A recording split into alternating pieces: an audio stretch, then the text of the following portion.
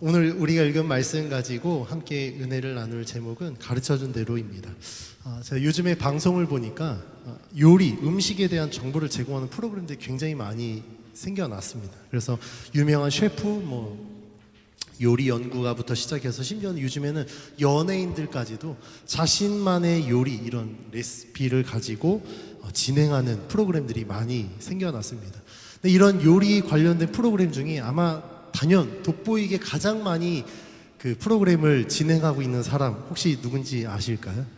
그렇습니다. 백종원 대표입니다. 그 대표가 진행하는 프로그램 중에 골목식당이라는 프로그램을 저는 종종 봅니다. 제가 애청자는 아닌데 저희 아내가 애청자여서 어깨너머로 저는 이제 시청을 하고 있습니다. 그런데 이 프로그램이 이제 그 진행하는 취지는 지역의 골목 상권을 살리고자 백종원 대표가 몇 개의 식당을 선정해서 메뉴 개발 및 식당 운영에 대한 솔루션을 진행을 하고, 그리고 이제 그 식당들을 통하여서 그 지역의 골목 상권, 죽어가던 골목 상권을 다시 살리는 것이 이 프로그램의 취지입니다. 최근에 제가 이렇게 잠깐 보니까 그동안 그 솔루션을 하고 이제 장사를 했던 식당들을 기습 방문이라고 해서 다시 재점검하는 그 코너들이 있더라고요. 근데 그 이 기습 방문에서 갔던 식당들이 보니까 대부분의 다 문제점들이 있어요. 기습 방문한 이유가 무엇인가 봤더니 그 식당을 방문했던 사람들이 개인 SNS나 방송 그 프로그램 게시판이나 이런 데에다가 TV에서 본 거랑 너무 달라요. 비주얼도 다르고 맛이 달라, 이런 것들이 너무나도 많으니까 이제 이 백종원 대표가 그 식당을 찾아갑니다. 맛이 변한 이유에 대해서는 여러 가지 이유들이 있습니다. 어떤 그 식당 사장님은 원래 자기가 했던 게 더 맛있었다 그래서 백종원 레시피 버리고 원래 장사 안 되던 자기 레시피를 고집하는 사람도 있었고, 어떤 사람은 재료비가 너무 비싸져서 재료비 아낀다고 재료를 하나둘씩 빼기 시작합니다. 어떤 식당은 방송 타고 난 이후에 너무나도 장사가 잘 되고 바빠서 처음 그 초심을 잃고 원래 그 레시피대로 요리를 못하니까 이게 맛이 변합니다. 다양한 핑계들이 있습니다. 여러 가지 이유들이 있는데 이 식당들의 공통점이 있습니다. 그것이 무엇이냐면 백종원 대표가 처음 해줬던 솔루션대로 하지 않았다라는 겁니다. 그러면서 맛이 변하고 식당의 서비스의 질이 변하면서 사람들은 그걸 다 체감하게 된 겁니다. 그래서 백종원 대표가 가르쳐준 대로, 즉 자신이 배운 대로 하지 않으니까 이런 문제들이 발생하게 되는 것입니다. 자신들이 식당을 경영하는데 어려움을 분명히 겪었던 사장님들이었습니다. 그리고 그에게 손을 내밀어서 백종원 대표가 정말 요리를 한층 더 업그레이드하고, 아니면 식당 경영에 대해서 노하우를 전수해 주면서 분명히 그 식당 사장님들은 이 백종원 대표를 통해서 정말 폐업 위기까지 몰렸던 식당이 다시 살아나는 경험들을 하게 됐습니다. 그러면 이 식당 사장님들이 가장 지켜야 될 원칙은 무엇이냐면 자기가 받았던 솔루션대로 해야 되는 거예요. 경영이든 요리든.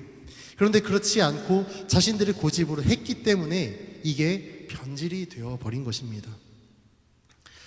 오늘 본문에서도 이러한 가르침과 배움에 대한 이야기가 나옵니다. 사도 바울은 에베소 교회 성도들에게 그가 가르친 것과 성도들이 배운 것이 무엇인지 이야기하면서 배움을 통한 결실, 그들이 맺어야 될 결실에 대해서 이야기하고 있습니다. 오늘 우리가 읽은 본문에서 사도 바울은 시간적 개념으로 두 가지를 분리해서 이야기합니다. 먼저는 17절에 이제부터라는 그 표현을 통하여서 이제부터니까 지금의 이 과거와 지금, 이후를 이제 구분해서 이야기하는 것입니다. 여기서 바울이 말하는 이제부터는 아마도 그리스도를 믿는 순간을 의미할 겁니다.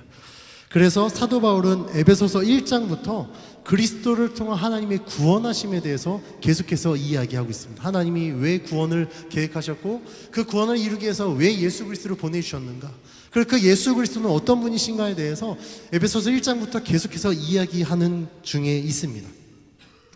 그러면서 오늘 우리가 읽은 말씀에서는요, 이 구원하심을 통해 교회가 그리스도의 몸이 되었다. 그러면 한 몸 된 교회가 무엇을 위해서 존재해야 되는가, 그 교회는 어떻게 살아가야 되는가에 대해서 이야기하고 있는 것입니다. 근데 이 아까 말씀드렸듯이 이제부터라는 시점으로 과거와 지금 이제 예수 믿고 난 이후의 삶이 이제 구분이 되는데, 그러면 예수 믿기 이전의 삶이 어땠는가? 오늘 본문을 통해 세 가지를 한번 살펴보고자 합니다. 이 하나님 없이 살아가는 삶을 사도 바울은 예수 믿기 이전의 삶으로 이야기합니다. 지금 이 편지를 받고 있는 수신자들, 특히 아마 그 주 대상은 이방인으로 생각하시면 될 것 같습니다. 이 하나님 없이 살아가는 이방인의 이 삶의 첫 번째 특징은요, 허망한 것으로 행한다라는 겁니다. 하나님 없이 사는 삶이 허망한 이유는요, 왜 살아가야 되는지 그 목적을 상실한 삶이 되기 때문에 그렇습니다. 여러분들 한번 주변에서 만약에 누군가에게 무엇을 위해서 사세요라고 이야기했는데, 저 사는 목적 없는데요 라고 이야기하면 어떤 기분이 드시나요? 전 되게 안타까운 마음이 들더라고요. 목적 없이 친구들 왜 학교 다니니? 그럼 엄마가 학교 가래서요.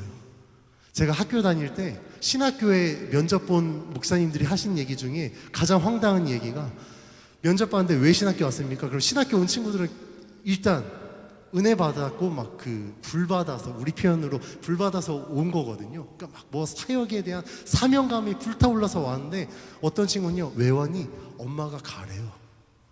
한 학기 다니고 자퇴하겠다고. 왜 자퇴하니? 엄마가 그만 다니래요. 도대체 왜 학교 왔는지, 여기서 무엇을 이루는지 목적이 없다 보니까 그렇게 되는 것입니다. 우리가 하나님 없이 살아가는 삶이 이렇다라는 겁니다. 하나님께서는요, 우리를 창조하시고 구원하실 때 분명한 목적을 갖고 창조하시고 구원해 주셨습니다. 그런데 만약에 우리가 하나님 없이 살아간다면 하나님이 우리를 창조한 목적과 전혀 상관없이 살아가게 되는 거예요. 물론 어떤 사람은 세상에서 다른 목적 이루면 되겠죠. 그런데요, 다른 목적은요, 원래 목적과 전혀 다릅니다.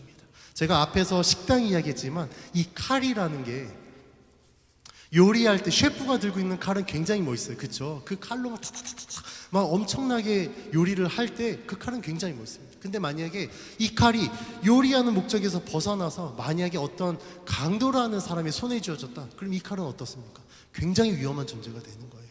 우리가 하나님 없이 살아가는 삶 가운데 우리가 세상에서 이루는 목적을 우리가 원해서 그 목적을 위해서 살아가고 있다, 그러면요, 굉장히 위험한 삶이 될 수 있다라는 겁니다. 왜냐하면요, 세상에서 우리가 이루려고 하는 목적이요, 하나님과 정반대의 열매를 맺게 하기 때문에 그렇습니다. 그래서 하나님 없이 살아가는 삶은 인간이 존재하는 이 목적을 상실한 채 살아가기 때문에 전도서 1장 2절 말씀에서는요, 이러한 삶에 대해서 헛되고 헛되며 헛되고 헛되니 모든 것이 다 헛되다라고 이야기합니다. 왜요?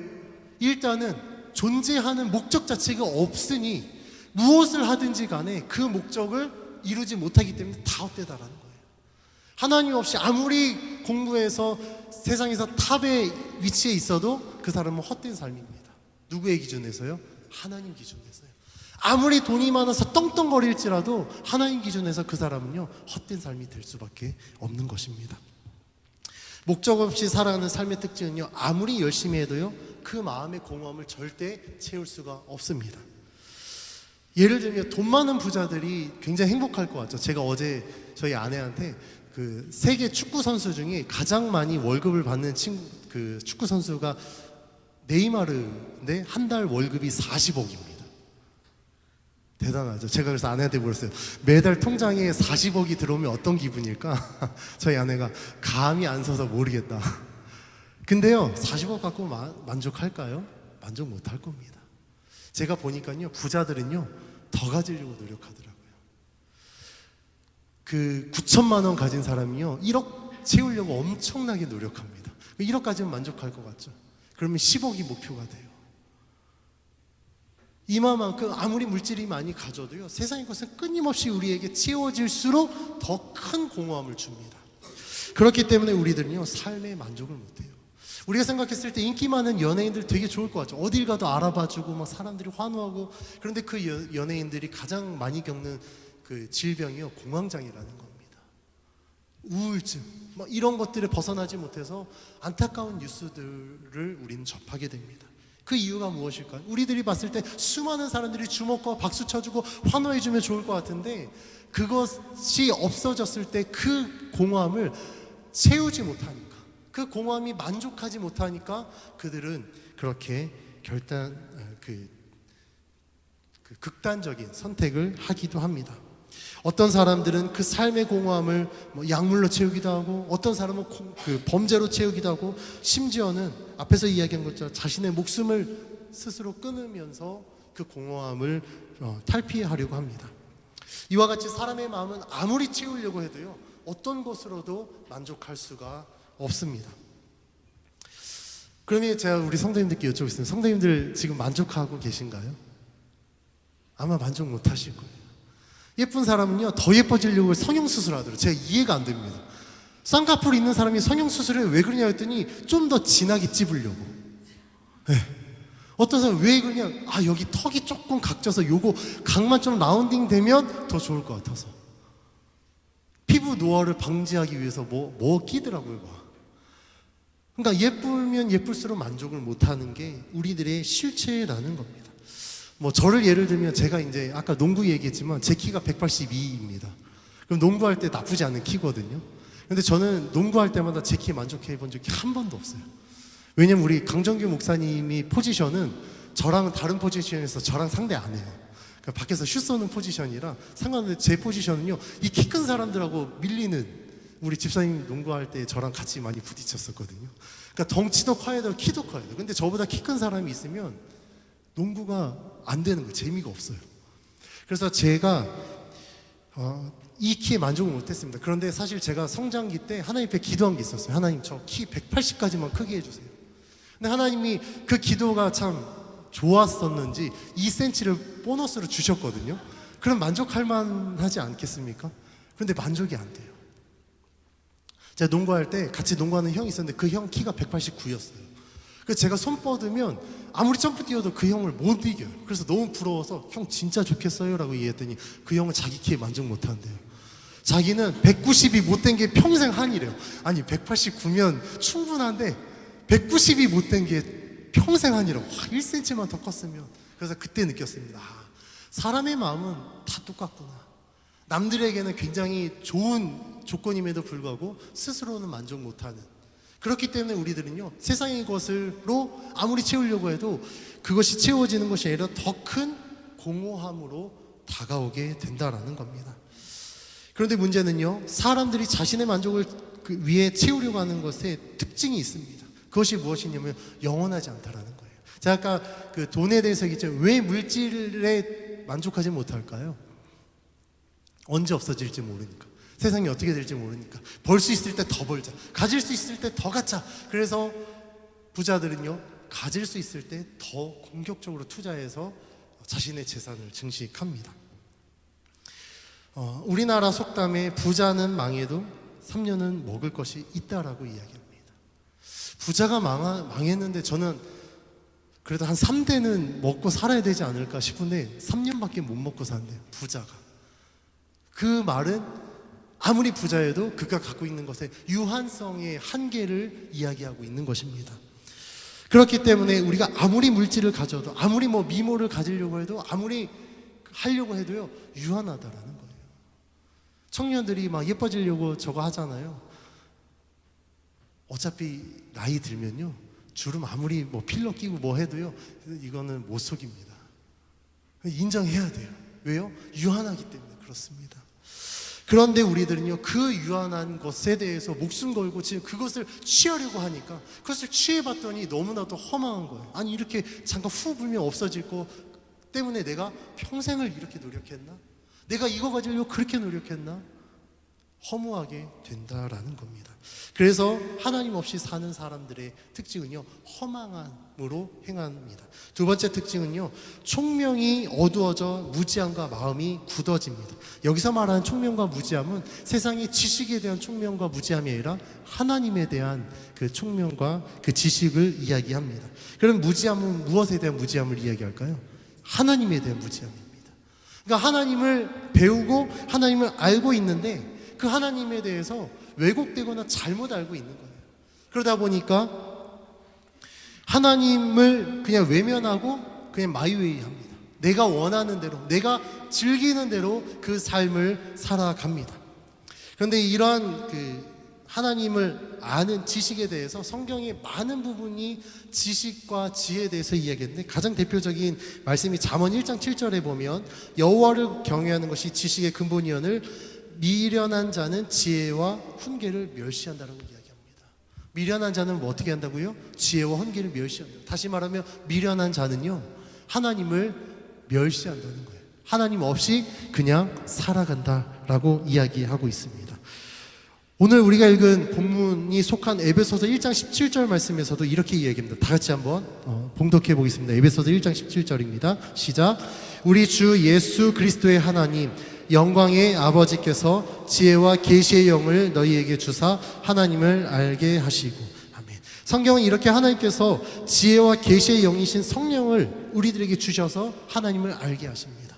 그런데 하나님을 알지 못하는 자들은요, 이것을 거부한다라는 거예요. 그래서 하나님을 모르는 채, 아니면 하나님을 외면하고 멸시한 채 그냥 내가 원하는 대로만 살아가게 됩니다. 그런데 중요한 것은 우리가 하나님을 알아가고 정말 하나님이 원하시는 삶을 살려고 할지라도 그게 쉽지 않다는 거예요. 왜냐하면 세상이 우리를 가만두지 않기 때문에 그렇습니다. 예수 믿고 난 이후에 정말 내가 하나님을 믿는 온전한 믿음의 삶을 살겠다고 결단하는 순간부터 여러분들은 치열한 영적 싸움으로 들어가기 시작합니다. 그래서 끊임없이 우리들에게 온갖 죄의 유혹으로 우리를 사망의 길로 다시 인도하려고 합니다. 이러한 사탄의 전략이 성공하기 위해 가장 확실한 방법이 무엇이냐면 하나님에 대한 무지함을 우리들에게 던져주는 거예요. 하나님을 왜곡시킵니다. 하나님은 그런 분 아니야 라고 하나님을 왜곡시켜버리니까 하나님이 말씀하시고 하나님이 원하시는 길이 아니라 내가 원하는 길일지라도 하나님은 사랑의 하나님이니까 내가 어디를 가든지 여호와 나의 목자시니 라고 왜곡시켜버리는 거예요. 그런데 그렇지 않거든요. 우리가 하나님이 원하시지 않는 다른 길을 갔을 때 그 길은요, 망하는 길입니다. 그런데 망하지 않을 거야, 괜찮아, 이렇게 우리를 하나님에 대한 무지함으로 포장시키고 사망의 길로 다시 가게 만든다라는 겁니다. 성도가 죄를 지을 때 일정한 패턴이 있습니다. 그 패턴은 무엇이냐면 죄의 유혹이 들어오는데, 이 죄의 유혹은 아까 말씀드렸듯이 하나님을 알고 있는 성도에게 하나님에 대해서 무지하게 만들어버립니다. 그리고 판단력을 상실시킨 채 죄의 유혹이 마치 하나님의 뜻인 것처럼, 하나님의 은혜인 것처럼 교묘하게 포장해서 우리들에게 던져준다라는 거예요. 가장 대표적인 예가 아마 인류 최초의 타락 사건이 하와가 선악과를 따먹은 사건이 아닌가 싶습니다. 하나님이 그 선악을 알게 하는 나무를 먹을 때 하나님이 경고하셨습니다. 네가 이거 먹으면 넌 정령 죽을 거야 라고 경고하셨습니다. 근데 뱀이 다가오죠. 그거 왜 따먹지 말라고 했는지 아냐? 뱀이 막 설명합니다.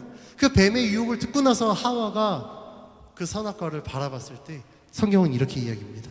지혜롭게 할 만큼 탐스럽기로 한 나무였다라고 표현해요. 그 나무의 실체는 뭐였죠? 먹으면 죽는 거였었어요. 그런데 뱀의 유혹을 받고 판단력이 이게 흐트러진 상태에서 다시 한번 보니까 그 나무가 정말 뱀이 이야기한 대로 지혜롭게 할 만큼 탐스럽게 하고 먹음직도 하고 보암직도 하고 너무나도 아름다운 거예요. 그 결과가 어땠습니까? 열매를 따 먹었어요. 죄를 짓게 됐다고요. 이게 성도가 죄에 빠지는 일정한 패턴입니다. 그래서 죄를 짓고 난 이후에 그러면 어떻게 됐는가? 아담과 하와가요, 피할 수 없는데도 불구하고 동산 뒤에, 나무 뒤에 숨습니다. 하나님의 낯을 피하려고 해요. 피할 수 없는데 하나님을 피해서 도망가려고 했다라는 거예요. 이와 같이 우리도 하나님을 믿는 성도이지만 우리 안에 죄가 들어오면 어떻게 합니까? 가장 먼저는요, 죄 짓는 순간 하나님을 떠납니다. 하나님을 피해요. 하나님을 보지 않고 외면하게 됩니다. 하나님 없이 살아가는 이방인의 삶의 세 번째 특징은요, 감각 없는 자가 되어 자신을 방탕에 방임하여 모든 더러운 것을 욕심으로 행하게 합니다. 우리에게 감각이 없다는 것은 참으로 비극입니다. 제가 아는 어떤 목사님은요, 미각을 상실했어요. 미각이 거의 없어요. 그래서 음식을 먹을 때 그 맛을 잘 못 느낍니다. 그러니까 예전에 미각이 있었을 때 그 기억으로 순두부찌개를 먹으면 이게 짜든 맵든 뭐든 상관없이 그냥 그 기억으로 그걸 먹는 거예요. 얼마나 안타깝습니까? 그분은요, 아무리 맛있는 음식이어도, 아무리 맛없는 음식이어도 그분한테 그거 똑같은 거예요. 그냥 뭐 질감이 조금 다른 거는 체감하겠지만 맛있고 맛없고를 잘 못 느낍니다. 저도 이런 비슷한 경험을 해본 적이 있습니다. 제가 이 아래 사랑니를 이제 발치할 때 그 마취를 했어요. 아마 다 경험해 보신 분들이 있을 텐데, 마취를 하고 난 이후에 이게 마취가 안 풀리니까 입술하고 혀가 같이 마비되잖아요. 물을 마셨는데 물이 질질 이렇게 흐르더라고요. 저는 몰랐습니다. 근데 물이 흘러서 어머니가 물을 흐른다고 해서 물 닦고, 그리고 이제 괜찮은 것 같아서 밥을 먹었는데 밥을 먹다가 혀를 깨물었습니다. 근데 그때 몰랐어요. 근데 마취가 풀리니까 혀가 너무 아픈 거여서 치과에서 치료 잘못한 줄 알고 봤더니 제가 밥 먹다가 감각이 없으니까 그걸 깨물었더라고요. 근데 마취가 풀리고 감각이 느낄 때부터 통증이 오기 시작했습니다. 이처럼 우리가 감각을 잃었을 때 얼마나 비참해지는지 모릅니다. 감각이 없어지면요, 다쳐도 다친 줄 몰라요. 찢어져서 피가 나는데도 아픔을 모르니까 모릅니다.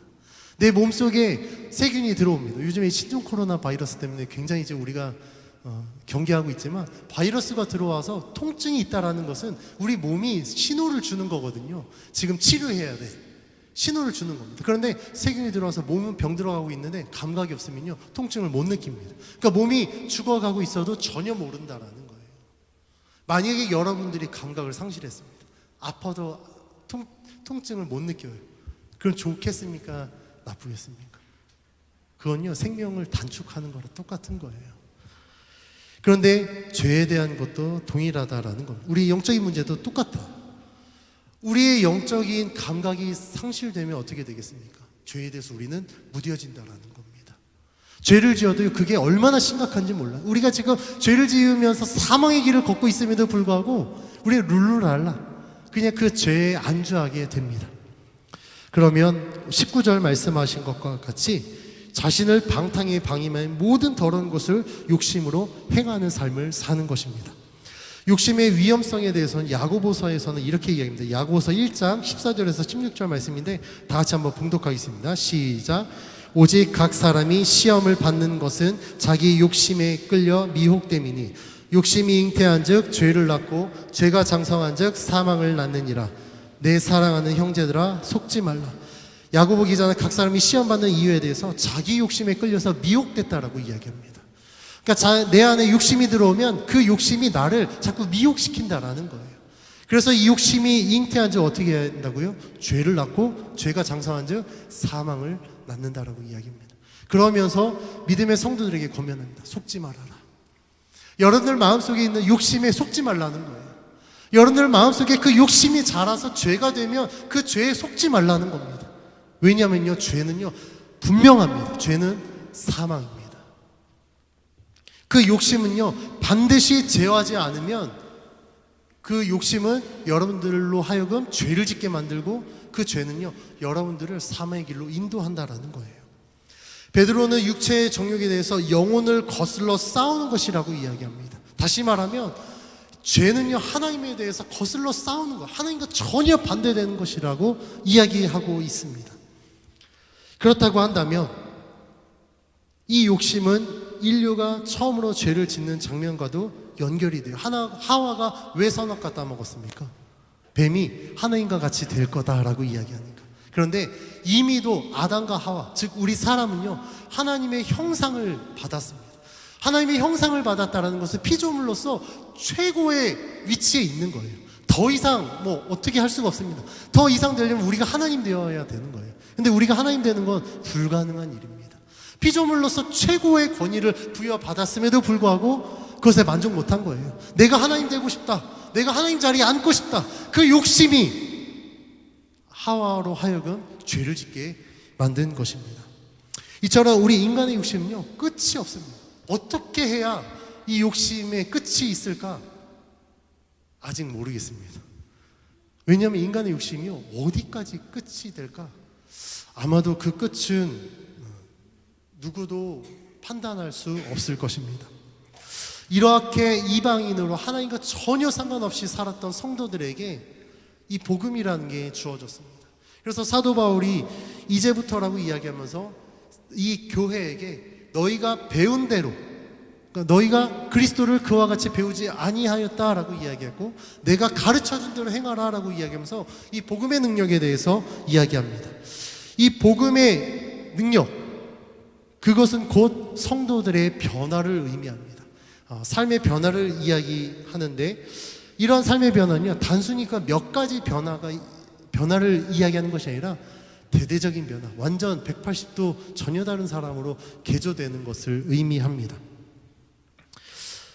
우리가 바울이 옛사람을 벗어버리기 전에 이 복음에 대해서 강조하는데, 오늘 우리가 읽은 본문 말씀 20에서 21절 말씀은 다음과 같이 이야기합니다. 같이 한번 읽겠습니다. 시작. 오직 너희는 그리스도를 그같이 배우지 아니하였느니라. 진리가 예수 안에 있는 것 같이 너희가 참으로 그에게서 듣고 또한 그 안에서 가르침을 받았을진대. 아멘. 사도 바울은 교회가 복음을 배운 것과 예수 안에 있는 진리를 듣고 그 안에서 가르침을 받은 것을 이야기합니다. 그 이유는 이제 변화된 성도라면 그 변화의 시작점이 필요하고, 왜 변화가 되어졌는지 다시 한번 상기시켜주기 위해서 복음을 이야기하는 것입니다. 이 복음에 대한 능력은요, 예수님을 알기 전에 욕심으로 행하고 험한 것을 쫓으며 살았던 이 성도들로 하여금 이 복음이 진리 가운데로 인도해내기 위한 엄청난 변화의 시작점이 되기 때문에 그렇습니다. 복음을 통해 우리가 진리를 깨닫게 된다면 우리들의 삶은 분명히 변화합니다. 하나님을 믿지 않는 사람들이 하나님을 믿는 순간 그 삶은 바뀔 수밖에 없습니다. 하나님을 믿는다라는 것이 단순히 생각의 변화, 그냥 몇 가지 삶의 패턴의 변화가 아니라 아까 말씀드렸듯이 180도 전혀 다른 사람이 되는 것을 의미합니다. 그래서 이전에는 자신의 욕심을 이루고 내 즐거움과 쾌락을 위해서 살았던 사람이 복음을 통해서 변화되어졌을 때 하나님을 위해서 살아가게 됩니다. 이전에는 돈을 벌기 위해서 경제활동을 하고 돈 많이 벌기 위해서 우리 친구들이 이제 좋은 직장, 좋은 사람 되기 위해서 공부했던 친구들이요, 이제 하나님을 위해서 공부하기 시작한다라는 거예요. 그 목적이 전혀 다르게 되어집니다. 화면을 한번 보여주시겠어요? 얼마 전 제가 뉴스 봤는데, 혹시 이 뉴스 보신 성도님들 계실까? 인도네시아에서 190kg예요. 지금 몸무게가 190kg에서 혼자 못 움직입니다. 이게 일어난 순간 살이 확. 근데 이 11살 소년이요, 다이어트를 합니다. 그래서 위 절제술도 하고 식단 조절도 하고, 그래서 체중 감량을 합니다. 그 다음 사진 보여주시겠습니까? 그래서 109kg를 뺍니다. 3년 동안 109kg를 빼서 저 친구가 됐었어요. 근데 이 소년이요, 전혀 혼자 걷는 것도 안 되고 아마 대소변도 쉽지 않았을 겁니다. 그런데 이 감량하고 나서 다시 인터뷰했어요. 그랬더니 이 소년이 처음 한 말이 무엇이냐면, 저는 다시 과거로 돌아가고 싶지 않아요. 과거 190kg였을 때는 그냥 단 거 먹고 고기 먹는 게 너무너무 좋았어요. 먹는 게 최상의 즐거움이었으니까 못 움직여도 상관없고, 운동 해본 적이 없으니까 운동이 얼마나 재밌는지 몰랐는데, 살을 빼면서 스스로 걷기 시작하니까 내가 원하는 곳 가기 시작한 거야. 살 빼고 운동해봤더니 운동하면서 친구들하고 놀고 운동하는 게 너무너무 재밌는 거야. 원하는 데 갈 수 있는 게 너무나도 좋았던 겁니다. 그러니까 단순히 먹는 게 즐거웠던 친구가 먹는 것도 먹는 거지만 살을 빼고 나서 더 많은 유익을 누리고 난 이후에 이 친구가 딱 한 얘기가, 과거로 돌아가고 싶지 않아요. 이 친구가 고기와 단 거를 다 끊었습니다. 그리고 닭가슴살과 야채가 들어간 파스타를 먹으면서 식단 조절해서 살을 뺐다고 하더라고요. 이 소년이 만약에 과거의 나쁜 습관을 벗어버리지 못하고 여전히 먹는 것, 그 삶의 패턴에 다시 회귀한다면 어떻게 되겠습니까? 190kg 금방 찌지 않을까요? 예수를 믿는 성도의 삶도 이렇게 되어야 됩니다. 예수를 믿고 난 후에도 이전에, 예수 믿기 전에 세상에서 즐겼던 것이 너무나도 좋다, 이것을 이루는 것이 내 삶의 목적이다, 그러면 죄송한 얘기지만 여러분들은 아직 예수 믿는 자는 아닌 것입니다. 그 예수를 아는 사람, 그러니까 교회에 나오는 출석 교인은 될지 모르겠으나 하나님의 거룩한 길을 걷는 성도, 그리스도인은 아직 못 된다라는 거예요. 그런데 만약에 내가 예수를 믿고 난 이후에 내 삶의 중요한 가치가 세상의 것이 아닌 하나님이 되었다, 그러면 여러분들은 자신 있게 나는 그리스도인이야, 나는 성도야 라고 말씀하실 수 있을 것입니다. 옛사람을 이렇게 벗어버리라고 성경이 이야기합니다. 그러면 그 벗어난 자리에 무엇인가 또 새로 채워져야 되겠죠. 오늘 우리가 읽은 본문 말씀에서는 새 사람을 입으라고 이야기합니다. 이 성도가 입어야 할 새 사람의 모습에 대해서 24절 말씀 다음과 같이 이야기합니다. 같이 봉독합니다. 시작. 하나님을 따라 의와 진리의 거룩함으로 지으심을 받은 새 사람을 입으라. 복음으로 변화된 성도가 입어야 될 새 사람은요, 하나님을 따르는 삶입니다. 그리고 의와 진리의 거룩함으로 지으심을 받은 사람이라는 거예요. 이것은 저는 이 말씀은 곧 하나님의 형상을 회복하는 것을 의미합니다. 왜냐하면 하나님께서 우리를 처음 창조하셨을 때 어떻게 창조하셨습니까? 네. 좋습니다. 창세기 묵상하셔서 지금 생생하시죠? 말씀으로 맞습니다. 말씀으로 창조하셨어요. 네. 말씀으로 창조하셨고 그 안에 생기를 불어넣으셨습니다. 그리고 우리들이 주신 것이 무엇이죠? 하나님의 형상이에요. 하나님의 형상은요, 이게 신학적으로 이제 뭐 하나님의 여러 속성이 있는데 그 속성 중에 하나님 우리에게 나눠주신 속성이 있습니다. 그것이 무엇이냐면 뭐 사랑하고 이렇게 의를 알고 이런 것들을 하나님이 우리에게 나누신 속성이거든요. 그러니까 우리는요, 하나님이 우리를 사랑하신 것 같이 누구를 사랑할 수 있습니다. 하나님이 진리 되시고 그 의로우신 하나님의 그 의로우심이 우리 안에 들어왔기 때문에 우리는 옳고 그름을 판단할 수 있어요. 그런데 우리 안에 죄가 들어오면서 어떻게 됩니까? 옳고 그름의 판단력을 상실했다고요. 그래서 죄를 지어도 그냥 뭐 크게 남에게 피해 안 주면 그냥 죄가 용인되는 시대에 살고 있습니다. 그렇죠.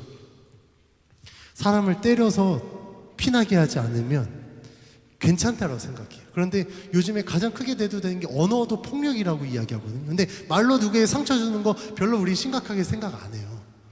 누구 때려서 멍들고 막 코피 터지고 막 이런 것만 폭력이라고 하지 그렇지 않다고요. 근데 이미도 우리가 인지하지 못한 순간에 누군가에게 말로 폭력을 행사할 때가 분명히 있을 겁니다. 진리를 따라야 되는데 우리가 그 거짓말 툭 던졌는데 누군가 웃고 재밌으면 야 재밌다 박수치고 그걸로 그냥 무마시켜요. 그런데요, 하나님 앞에는요, 거짓말은 죄입니다. 다시 말씀드리면 하나님 앞에 거짓말은요, 죄예요. 선한 거짓말이라는 게 있을까요?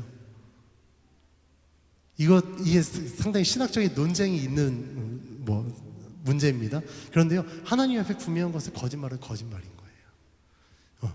이게 죄라는 겁니다. 근데 우리들은요, 그렇게 진리를 따라가야 될 사람들이 진리를 따라가지 못하게 되었습니다. 그러나 우리가 새 사람을 입었을 때, 다시 말하면 하나님의 형상을 회복했을 때 24절 말씀에 이야기한 것처럼 하나님을 따르는 삶, 다시 원래 복귀해서 선악과 따먹기 이전의 아담과 하와와 같이 하나님과 함께하는 삶을 살게 된다는 겁니다. 하나님이 우리들에게 주셨던 의와 진리의 거룩함을 다시 입는 거예요.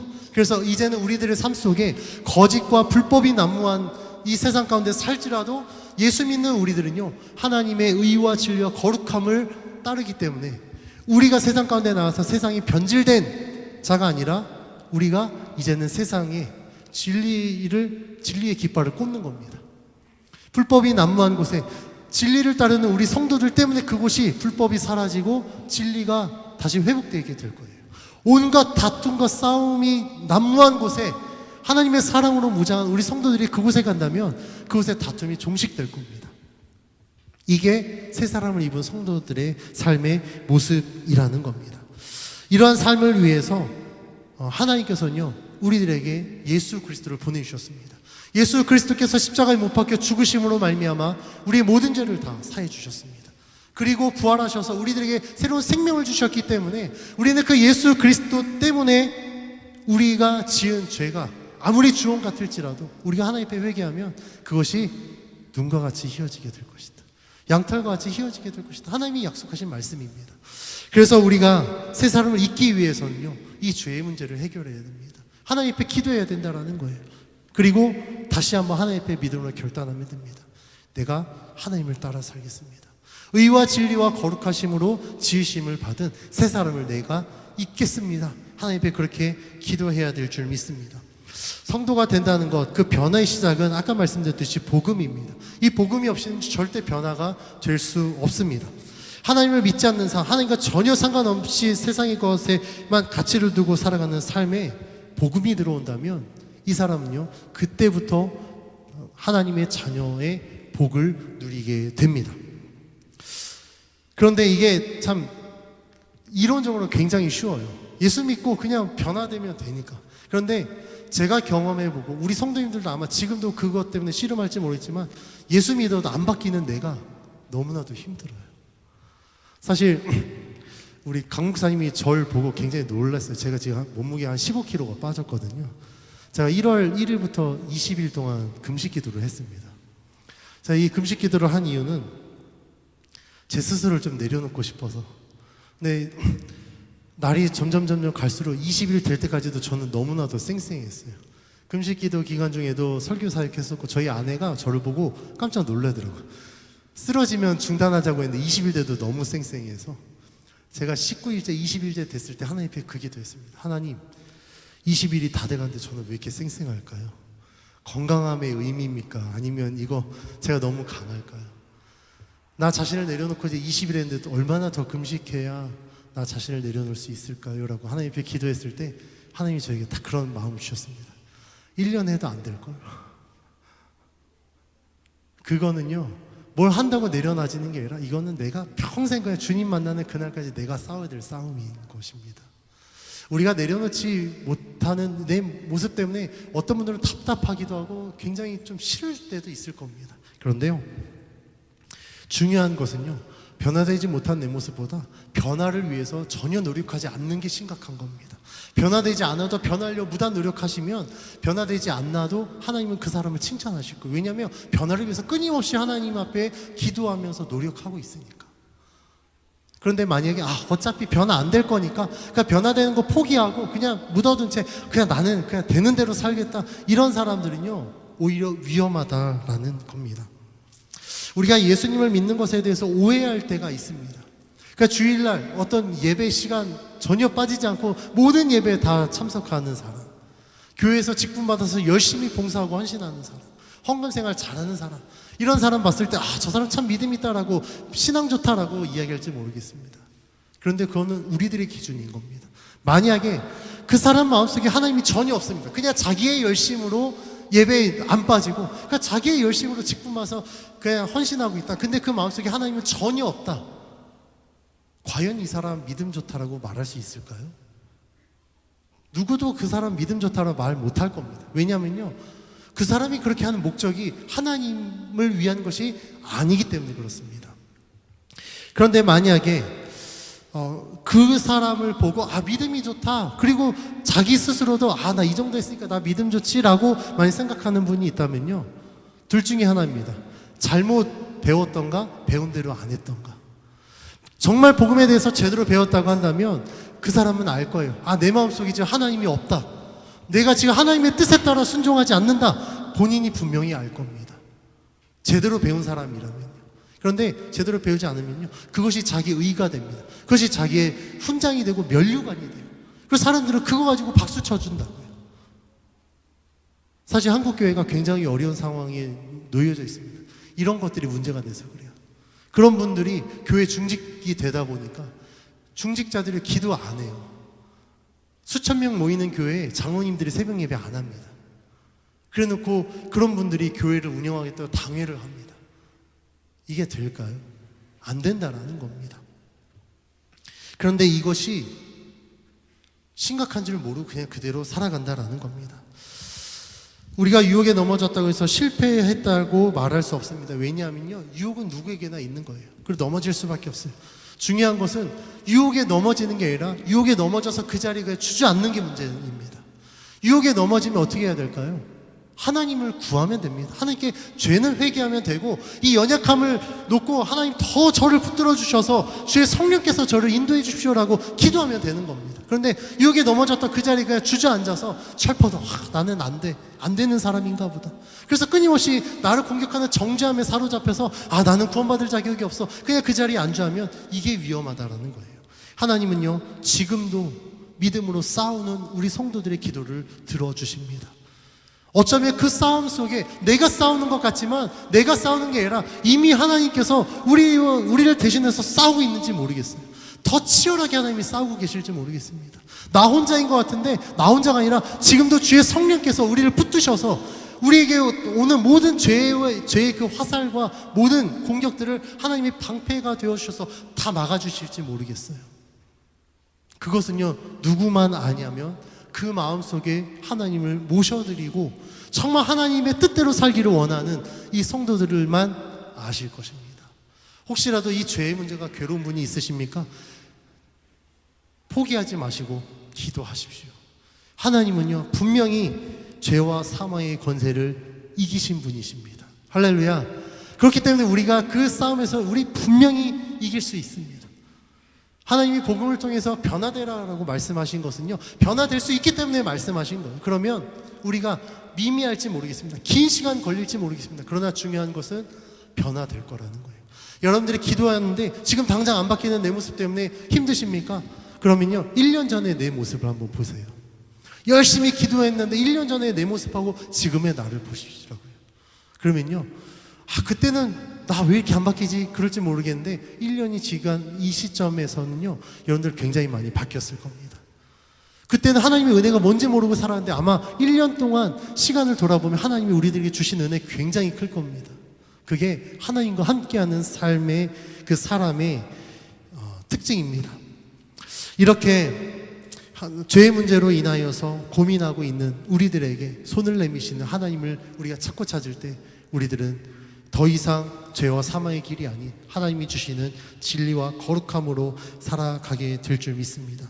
믿음으로 결단한 자에게 하나님께서 승리하게 하실 줄 믿고 오늘도 그 하나님을 믿음으로 말미암아 기도하며 모든 문제들 가운데 승리하는 우리 모두가 되길 주님의 이름으로 축원합니다. 아멘. 함께 우리 찬양하겠습니다.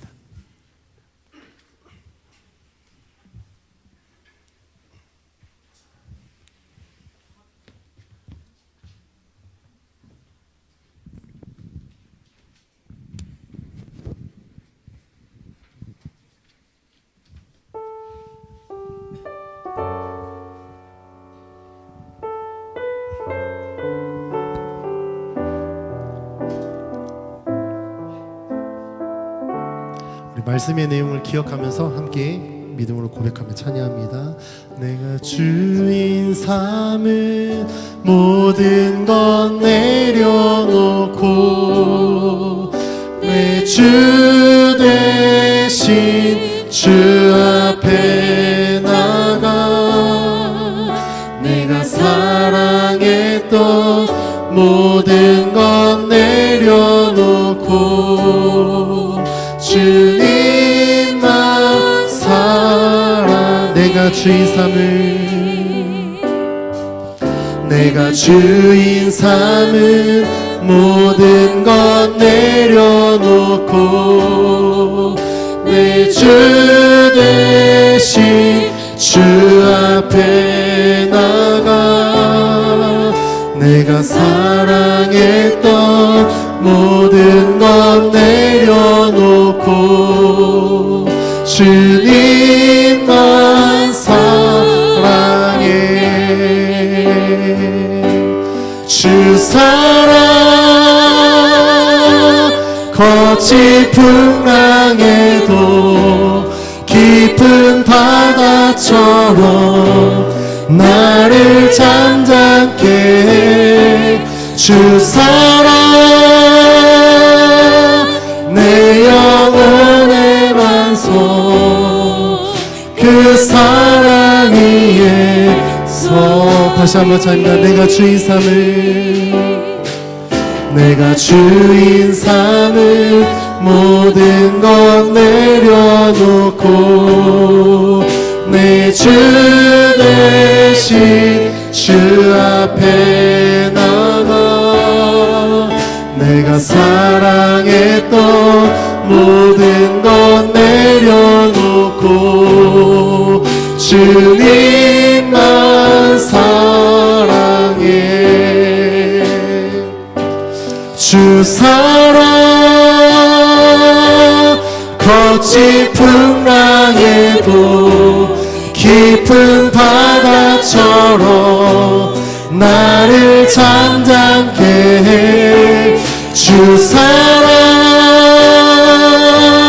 내 영혼의 반석 그 사랑 위에 서리. 주 사랑 거친 풍랑에도 깊은 바다처럼 나를 잠잠케 해. 주 사랑 내 영혼의 반석. 그 사랑 위에 서리. 우리 이 함께 같이 기도할 때 우리 말씀을 기억하여 하나님, 내가 옛사람을 벗어버리겠습니다. 험한 것을 쫓았고 죄에 대해서 무디어졌고 감각 없었던 내 모든 옛사람을 벗어버리고 하나님을 따라 의와 진리와 거룩함으로 지으심을 받은 새 사람으로 있기를 원합니다. 이제 내가 성도의 삶을 살기를 원하고 하나님의 뜻을 이루어가는 삶을 살기를 원합니다. 주의 성령께서 우리를 붙드셔서 내 삶이 변하고 생각이 변하고 내 모든 가치관이 변화돼서 하나님의 뜻에 따라 살아가는 우리들의 삶이 될 수 있도록 위에서 함께 같이 기도하겠습니다.